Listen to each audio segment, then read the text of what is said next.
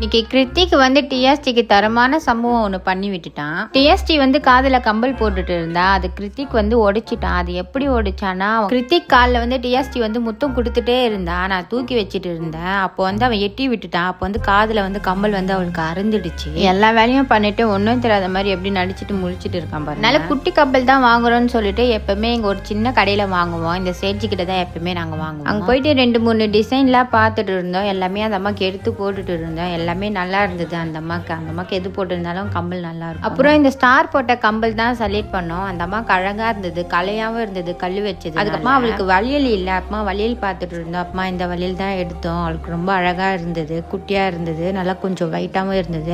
அவகிட்ட ஆல்ரெடி இருந்தது எல்லாமே தொலைச்சிட்டாங்க அந்த அம்மா. அப்புறம் சேச்சிக்கிட்ட அடிச்சு பிடிச்சு பேசி கம்மி பண்ணிட்டோம். எங்க ஹஸ்பண்ட் இவ்வளவுதான் நான் அமௌண்ட் அனுப்புவேன்னு சொல்லிட்டே இருந்தாரு. இல்லை இது கட்டுப்படியே ஆகாதுன்னு சொல்லிட்டு அவங்க 2 பேருக்குள்ள வாக்குவாதமா சண்டையா போயிட்டு இருந்தது. நாங்க நல்லபடியா வாங்கிட்டு வீட்டுக்கு வந்துட்டோம். வீட்டுக்கு வந்தோடனே டிஎஸ்டிக்கு வந்து எங்கள் ஹஸ்பண்ட் கம்பல் போட்டு விட்டுட்டாங்க. வளையல் வந்து மேல் வீட்டு ஆண்டி போட்டுட்டு இருந்தாங்க. அப்போ என் தம்பி இல்லை வீட்டில். அப்பமா கொஞ்ச நேரம் கழிச்சு அவனுக்கு பிரேஸ்லெட் கொடுத்துட்டு இருந்தேன்.